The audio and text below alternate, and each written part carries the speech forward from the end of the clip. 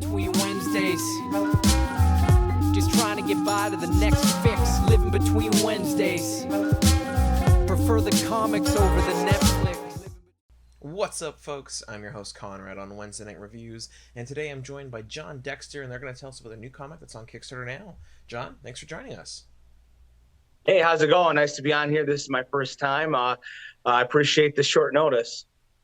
Absolutely. Well, I'm always happy to have you on and help any indie comic creator I can. So for the folks out there in YouTube land who might have never heard your name before, seen your face before, who is Jon Dexter? I'm a comic book creator. I created the comic book last year, Alpha Dogs. It funded on Kickstarter. Then I did Alpha Dogs issue 2. That funded as well. And now my brand new Kickstarter called Dime Store Detective, a departure of the dogs with superpowers. It's on right now. It's 80% funded. I've got a little over 2 weeks to go. So I'm hoping that people will tune in and check it out. It's a really great comic book. Anybody that's read the script and looked at some pages have really enjoyed it. Well, I 100% agree. From what I've seen online, the first 7 pages are up on the Kickstarter campaign. It looks great. So yeah, what can you tell us about Dime Store Detective? What's it about? So Dime Store Detective is kind of told the same way that It and True Detective is told. It kind of flashes back and flashes forward throughout the story. And the same kind of premise where this, at the time, he's just a boy back in 1981. His dad is a moonshiner in the Appalachian Mountains in North Georgia. Him and his uncle drive around in their souped up muscle car Barracuda, outrunning the law. Nice. It's 4 generations of bootleggers, and they kind of rule the county, as it were. And then this new crew moves in that's connected to the Dixie Mafia, the one of the worst of the worst when it comes to outlaws. And they try to run them out of the moonshining business, and it erupts in a bloody rivalry, and a lot of people die, and there's an evil entity connected to it all. And then 40 years later, the boy who's the son of the bootlegger is a detective, and he comes upon this crime scene where this woman, the newest victim of the serial killer, has hung his new victim over the same burial grounds that the detective's father and uncle buried a bunch of bodies 40 years ago. Oh. So yeah, it's something different. It's something, it's sprawling, it's epic, it's got a lot of mystery to it, and there's this supernatural element that's connected to the story. Awesome. Well, I'm super excited for it. I think it looks fantastic. The art is awesome, and I like the way that it's written so far. One thing I did want to ask, so I read your profile that's up on, the Kickstarter campaign there, and it mentions you're really into shows like true crime, other crime shows, things like that. Yeah. And especially like the books. So I wanted to ask, how has your enjoyment of that kind of content, those books, and the shows sort of impacted the way you want to write this, as well as how has it inspired you to write this book? Well, I was always a fan of the 1940s noir, Humphrey Bogart, those stories, those bare bone stories, and it always carried through. And I absolutely love the art of the old dime store novels. That cover, I never read a dime store novel in my life, but I love the cover art. It's kind of similar to that the carnival art that you see. I love that style, that melodrama to the art. And so I was a real big fan of that, and it just kind of carried through. I always wanted to tell a noir story. And so I kind of had written one that was a little similar to it. Then years later, I wrote a supernatural story that took place in Iraq, and I just wasn't all that happy with it. And then it was just like 6 months ago, I listened to a podcast about the Dixie Mafia and about this son whose father was a hitman for the Dixie Mafia. And to the son, the dad could do no wrong. It didn't matter that he'd killed dozens of people. So that gave me the bridge that I needed to tell my story. I found my character, and it all kind of kind of worked itself together, and it was kind of that eureka aha moment, and it just kind of snowballed from there. I'm currently writing issue 6. It's going to be an 8-issue series. So right now I'm writing issue 6, and with any luck, knock on wood, the first issue is always, I think, the toughest to get funded because it's new, and I am not all that well known. So the tough issue is going to be issue 1. Then after that, I think people will really start to kind of gravitate towards it. It was the same thing with Alpha Dogs. It was my first Kickstarter last year, and it was tough to get funded. But then issue 2, I think I funded issue 1 the last 6 days, the Kickstarter 30 days, and then issue 2 I funded in the first 10 days. So I'm hoping that Alpha Dogs issue 3 actually comes out in 1 month from now, and I'm hoping I can fund that in even half that time. So we'll see what happens. But right now, I got to get Dime Store Detective funded before I can have a sigh of relief, because it's already over halfway done. So I'm already quite invested financially to it, and it's a really great story if people would just give it a chance. Yeah, I mean, I totally agree. What I liked a lot was the way that the characters interacted with each other and their dialogue. It feels really natural. So yeah, I wanted to ask, what can you tell us about the protagonist, and how he is, I guess, when we meet him for the first time?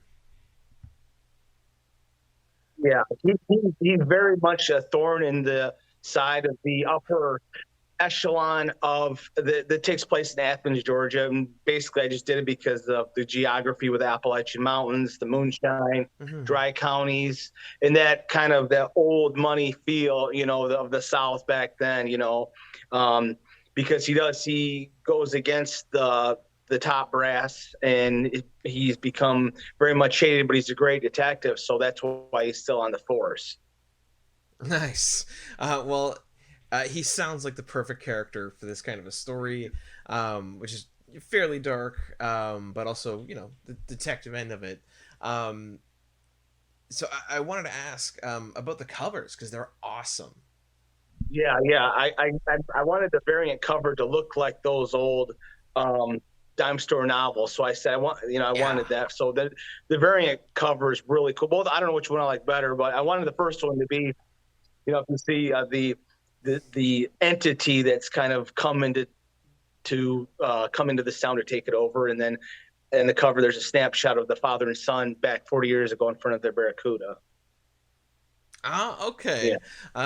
Yeah. I think that cover is fantastic, and I want to ask,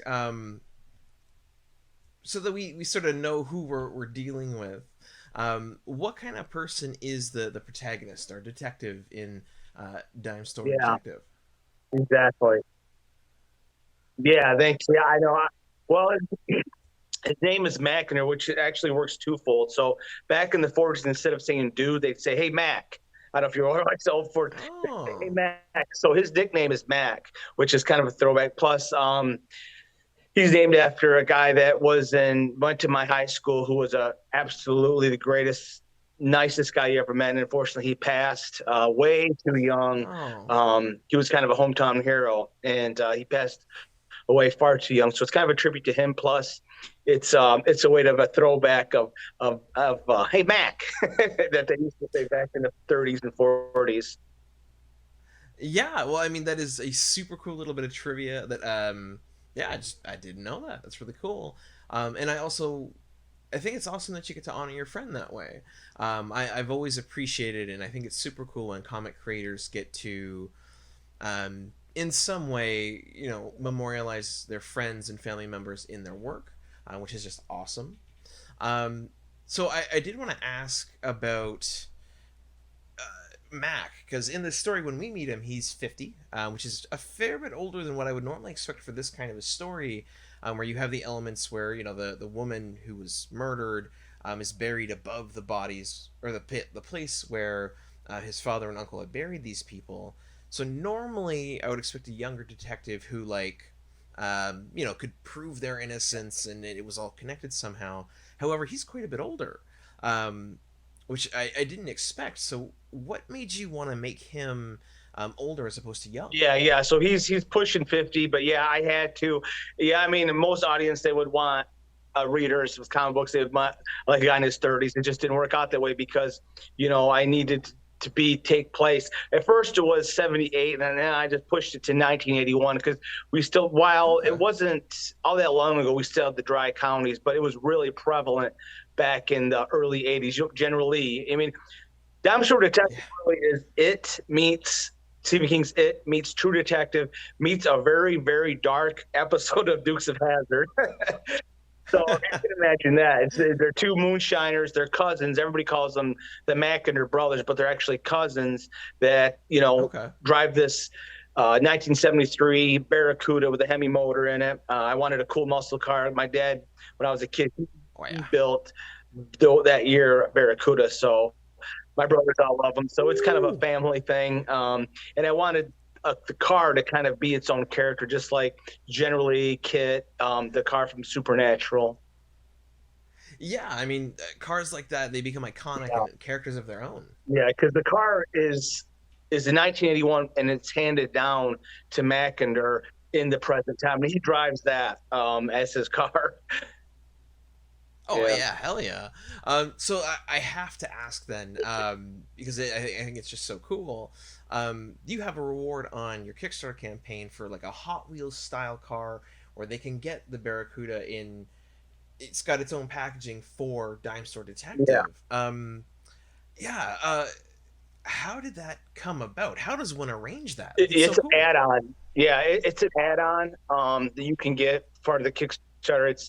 It's the car from the comic book, and it's been custom with the cover on there. So it's pretty cool. I've only sold 2 so far, but I didn't add it on till after the first week. Because it's a long story, but they were up in my storage unit, and they don't make those cars anymore. So I had to special order them. So I actually had to dig them out because I had just moved, and I put them in a box because they were going to be a reward, but now they're an ad. So that is so cool. Like I'm used to seeing, stickers, prints, that kind of stuff. But you have the car itself that is so unique. Yeah, I wanted to integrate that car. I mean, it was perfect for it because, like I said, the car is such an integral part of the story, and hopefully, in the second issue, if that comes about, then I'll be able to do another car, or maybe that with a different with a cover on there. So we'll see. That'd be cool. So yeah, you've mentioned sort of like in it how it jumps around on the timeline. How will that time jumping impact? Then through the story, we go back and forth, and in the beginning, so anything that takes place in 1981 is in black and white, and anything that takes place in the present is color. So in the beginning, we get a prologue, which I love prologues done well, kind of to warm up the audience, plus give you some foreshadowing. So it has a prologue, and then you see the town in the same spot, but 40 years different until we get to burying the body at the spot, and then the cops looking up at the dead body hanging from the tree. Yeah, that is so cool. I think it's really creative, and to get to see like the progression of time in different areas, it's just always fantastic. So we've talked a fair bit about the book, and I like to demystify Kickstarter because the people who have never done it before, it's a little scary, right? Like, will I get my comic? Will it be made in time? Yeah, so in order to alleviate maybe some of the confusion or fear or whatever, can you tell me about what people will get, how much it'll cost? Yeah, well, you can get the PDF for just $5, and then issue 1 is only $10. It's 24 pages, so it's very it's about as low as you can get for a Kickstarter. It's $10 for a 24-page comic. I couldn't price it too much because it's issue 1 too, and I'm not all that well known. Like, this is my 3rd Kickstarter, but the first 2 I fulfilled. The second one where there wasn't COVID is an issue. I'm sure everybody knows it was last year. COVID was an issue. So there was a delay, but issue 2, I fulfilled that 2 months after the Kickstarter ended. Actually, a month and a half. So this one will be the same. I'm hoping that about a month after the Kickstarter ends, I'll be able to take it to print. Like I said, He just showed me page 16 today, actually. So we're getting there. We're over halfway done. So with any luck, Nice. I'll be able to ship it out in 2 months, because I, for one, can't stand waiting 8 months. I mean, I'm still waiting to be fulfilled from a Kickstarter I backed in October of last year, one I backed in March. So it's frustrating and it's just bad business. So I do my best to fulfill ASAP. So usually I don't foresee this going more than 2 months with being fulfilled. But like I said, the tiers are pretty cheap. $10, $5, and then the variant is 12. And if you get the variant, a sticker plus the regular for $30, and your name on the back page of the comic on the thank you page. So those seem to be pretty popular. Yeah, I find including that is, one, a nice gesture, but also, yeah, people tend to love it. Like myself, whenever I back a book, that's what I go after. I like to see my show's name in the book. Yeah, So definitely. kudos. Yeah. I also I know that you've got some retailer versions where they can get 5 books or 10 books. Yeah. What I do want to ask, because I saw that already sold out, I believe. Or no, sorry, not sold out. So they are still available. You've got for $140 original interior art pages from the book. Is that correct? Yeah, you can have an original page from the comic. I haven't actually sold any yet, which it's issue 1. I guess I should have thought about that, but you never know. Maybe somebody will like it and want to purchase it. So if I have any left over, I'll probably offer with issue 2 to get the issue 1. But yeah, it's the original pages. It's cheap for being an original page, really, when you think about it, because you get the comic and that for for a pretty decent price for being an original page. Oh, exactly. Yeah, like that's one of the things that I find as someone who reads comics, is some of the coolest things you can do is buy the original art. Like I've been lucky enough to pick up a few things here and there. So offering that at what I would say is a very low price. Yeah. Awesome. Yeah. Yeah, that's just a cool move. Yeah. Yeah. So one thing you mentioned earlier is, so you've got another series, Alpha Dogs, where you started the first one a year ago, and then the second one you've done 6 months ago. Yeah, back in March. Yep. So 6 months when issue 2 came out. Issue 3 is going to come about 2 weeks after this one ends, the 23rd of September. It's over halfway done. Issue 3 is over halfway done. I'm just, basically, it was what one would get closer to being done first would be the one I launched first. So Job Search was a little more done.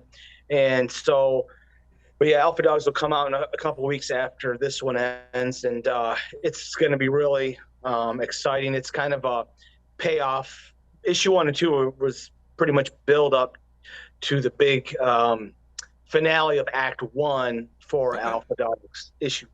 So Alpha Dogs, the first volume, if everything goes well, will be about 8-9 issues, and then there's a few volumes. It's if everything works out right, it'll be about a 50 issue series, Alpha Dogs. So awesome. Yeah, but for volume 1, I'm thinking I can wrap it up in 8 issues. But issue 3, like I said, issue 3's I've got 2 awesome variant covers for that. One's a throwback to The Empire Strikes Back, and the other one is to Wolverine's debut. Nice. My favorite movie, my favorite comic book character. So they're really awesome. I'm going to show them off once they get closer to the Kickstarter. Yeah, for sure. So I do want to talk a little bit about Alpha Dogs. Obviously, I don't want to steal the limelight away from Dinosaur Detective. But first, I guess, is my question is, as far as Kickstarter comics go, that's 4 in like 2-year period. That's pretty rapid fire. I guess my question is, like, are you somehow otherwise professionally involved in comics, or are you just like, you know what, this is it, I want to make comics, let's go, and you're just gunning for it? What's going on with that? Yeah, ever since I was 15 years old, I wanted to be a writer. So I was able to for issue 1, it took me a year of saving up money to get it going, and then I took the funds for issue 1 and used that to pay for issue 2, and then as it goes. So yeah, it's definitely got a little expensive to say the least, but hopefully I'll make my money back eventually. But I've done okay with a few Comic Cons. I just started going to Comic Cons this year, and it's done pretty decent at the Comic Cons. The few that I've been to, I plan on at least doubling. Actually, I'm going to be in Holland on October 8th. There's a small Comic Con there that I'll be at. So if anybody's in Holland, Michigan, October 8th, come check out my table. So beauty. Yeah. But I'm hoping that think that after issue 3 is funded, if it gets funded, which it shouldn't be an issue getting it funded, I think I'm going to take that and issue 1 of Dexter Detective and see if I can get a publisher, so I won't have to wait so long between putting these comics out, because I've already written. Alpha Dogs is already basically all written out for the whole series. Sure, in short form, obviously, but I have 6 issues written for Alpha Dogs, and like I said, I'm working right now on issue 6 of Dexter Detective, which would be 8 issues in all. So it's almost wrapped up already. Nice. Yeah. Okay, well, not that obviously I can promise anything on anyone else's behalf. I know just from doing what I do and talking to folks who are doing Kickstarter comics and starting their series or on their 2nd or 3rd issue of a series, there's a couple different comic companies out there that are relatively small as well, that are growing and doing what you're doing on a comic level, but they're doing it on a publishing level. So I will definitely pass along their contact information for you. I appreciate it. There's one I'm really wanting. I'll just say the name, it doesn't matter. I'm nobody, but Source Point Press lives literally 40 minutes from me.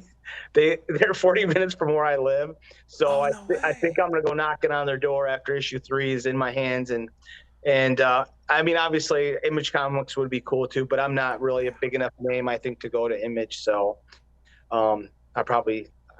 that's my person I'm focusing on is Source Point Press, because they're literally down the road from me. So that's so cool. Yeah. And I really like it. They seem to be really fantastic people. So you're the first person I actually told them I'm gonna go to them. So no, you know what? That's fantastic. Like, being close, that's just nice. With the books that Source Point puts out and the kind of themes that they go for, I don't see any issue with that. You'd fit in, basically, which is great. Honestly, with Image, same deal. So, what? Apply. Worst they say is no, and exactly. Well. Yeah. So that's kind of the 2 that's I'm kind of focusing on. But like I said, Image, usually they want a name, and I don't have very big following yet, because I said, this is my first year. I'm basically doing it on my own. It's just me. I hired a great studio called Stone Tower Studio. I hired them. They do the art. They're out of Argentina, so that's why you have that look on your face. You never heard of them because they're out of Argentina. Cool, but they're great though. They're awesome. But they've done all my stuff except for the interiors for Dexter Detective. That's Luca Cicchitti.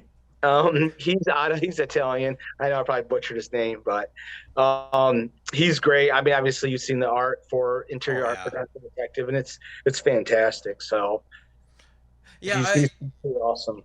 Yeah, it's funny. While I was sort of looking through it and reading about the team on the book, one thing that sort of just benignly randomly came to my mind was I've noticed in the last 7 years, maybe 5, maybe 7 years, there's just been this explosion of European and specifically like Italian creators that have come to my attention, at least. I think of primarily Mirka. There's good reason for that price. Yeah, that too. Yeah, so much cheaper than American artists. Oh, okay, because I've seen that one. Yeah, fascinating, interesting. Yeah. I mean, fantastic artists, so I got no problem. Yeah. I mean, they're as good as American artists, and they're almost twice as cheap almost twice as cheap, depending on who you are, obviously. Oh yeah. So I mean, hey, you know what? If their rent over there's low enough and all that stuff that they can do it, great, yeah, right? Like yeah. nothing but love. Um, Sweet. Then you know what? We've got about 10 minutes before the thing wants me to close the thing and Okay. send you another one. We actually might have enough time because we've covered a lot. Yeah, I think Um, so. yeah, so potentially just three questions left then. Sure. So my next question is, we've touched on your other comic, Stray Dogs. You've got your third Kickstarter coming out for it mid-September after Dime Store Detective. So what is Stray Dogs? Well, it's actually called Alpha Dogs. Stray Sorry, Dogs yes, Alpha Dogs. is the famous Image comic. I don't know if you heard of Stray Yes. Dogs. Yeah. So actually, the artist for Stray Dogs is doing sketches for Alpha Dogs. Yeah, it's gonna be awesome. She did it last year too. Or, I mean, sorry, she did it for Alpha Dogs 2 back in March. So that's a Oh, tier you cool. can get. It's 140, and you get her sketch cover plus an issue too. So it's like 130 really. But Yeah. yeah, I had her do a sketch cover for me too. She's awesome. I mean, I'll show them off once I get closer to the Kickstarter. Yeah, yeah. But yeah. So that's going to be one of the tiers for Alpha Dogs. Is the famous? She is famous. Yeah. Trish Forstner. I mean, that's Stray Dogs was the #1 selling comic by quite a bit actually last year. And it won a bunch of awards. So yeah, it was a Yes, huge it gift did. for me. I just thought, worst she can do is say no. Why you bothering me? Yeah. So she was really humble. She's really awesome. So she's doing that. So that was huge. That really helped me out a lot. Actually, she That's actually was the incredible. one that put Alpha Dogs 2 over for the funding. She was kind enough to run to Nice. the Kickstarter, and yeah, I've got nothing but love for her. She's incredible. Okay, that's super cool. Yeah, Fantastic for you in the Kickstarter campaign, as well as just to make a cool connection. Um, exactly. so my apologies. What is Alpha Dogs about? What is your book about? So Alpha Dogs is about Buck. He's a oversized pit bull, and he has the ability to heal from most any wound. He's intelligent enough to understand human speak, and he's got a slightly heightened strength. Him and this old pit bull, who has the same abilities as Buck, named Cyrus, have been on the run with their owner Ina for years and years and years from this group of mercenaries called BlackRock. And Okay. finally, we pick up in the story where they're living out in seclusion in this farmhouse in North Carolina. Seemingly everything is finally settled down in their lives and they can finally enjoy themselves. Then Nina brings home her new boyfriend that she met at this bioengineering company called Next Gen. And she lets her guard down. She's a very lonely person living on the run with these dogs. And he manipulates her enough to where she actually divulges the dog's secrets to her new boyfriend, which she's never done before. But little does she know, he already knows of the dog's abilities, and he has developed this formula that once in possession of the dog's blood, he can make his own dogs with incredible powers. So Oh. as the story goes along, he is able to get one of the dogs, Cyrus, the old dog, to give him a sample of his blood, and he's able to create a dog that can get huge named Monto, and that's where issue 2 kind of leaves off, where Ah. he's going out to get more dogs to because her boyfriend, who has been impersonating her, he's got his own plans for revenge, which we will find out as the series goes along. But right now, we're on issue 3, and people have really loved Alpha Dogs. If you go on, I'm sure issue 2 is there's some reviews, but if you go on, even my Instagram, I show some reviews, but people have really enjoyed it. It's kind of got a little bit of a following. I mean, nothing to brag too much about, but people have really enjoyed it a lot. And issue 3, I think, is going to be really the one that really kicks it off. It's got a lot of excitement. You can see the trailers. The trailers themselves are awesome. You can go to Kickstarter, look at Jon Yeah. Dexter for Dime Store Detective, and see the trailers for issue 1 and 2, and it's going to knock your socks off. And issue 3 trailers are really going to knock your socks off because I've already got the script, bro. I got the music picked out, and it's going to be pretty heart thumping when you'll want to jump up and say, "Oh my God!" when you see it. I can promise you, because issue 3 is going to be a huge jumping off point, I think, for the series, and people are really going to enjoy it. You have to build, your story, and even though I hate exposition, which there isn't a lot, but I think I've done a good job with introducing the characters and building up to this kind of epic showdown for issue 3. So you can actually back issue 1 and 2 as an add-on for Dime Store Detective. Oh, okay, cool. So actually, in one spot in your current campaign, someone could come in, get all 3, and be prepped for Alpha Dogs 3 mid-September. Yeah, and I'm offering them for only $10 a piece.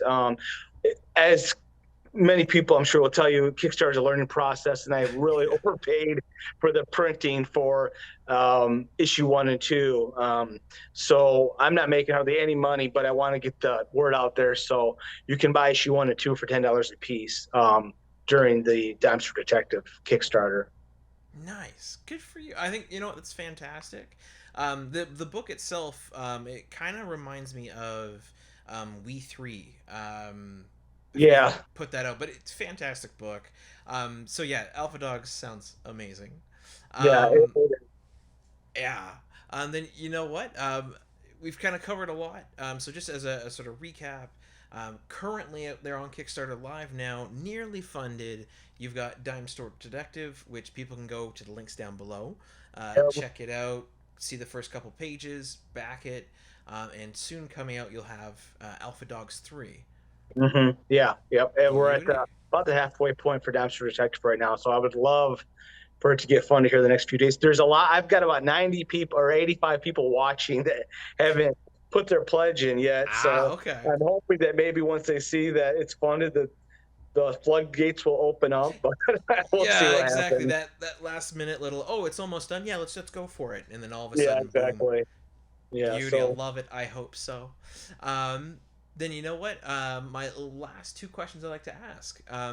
So what is it, Jon, that you're currently reading? Like, what's one of your books that you're reading at the moment, whether it's a comic or a real book? Well, yeah, I'm reading a comic which has been going very, very slow because I'm working my day job and my Kickstarter. But Nice House on the Lake. I don't know if you're familiar with that, but that's very good. It's very intriguing. I read his other work. I believe, didn't he do, oh God, I want to call her Vampire, the Buffy the Vampire Slayer, but she's not. It's the girl with the mask that... Something is Killing the Children. Something's Killing Children. Is that the same author? Yeah, I believe so. Yeah, I believe so too. So I read that first couple volumes. I really liked that. Then I read his other one called Department, oh God, it's got the X marks over the people's eyes. It's very... Department of Truth. Yes, I didn't care for that. So I know a lot of people love it. I couldn't get into it. And then I thought, okay, I'm going to give them another try because I've heard Nice House on the Lake is really good, and I loved Something's Killing the Children. And Nice House on the Lake is really good. It's really, it's different.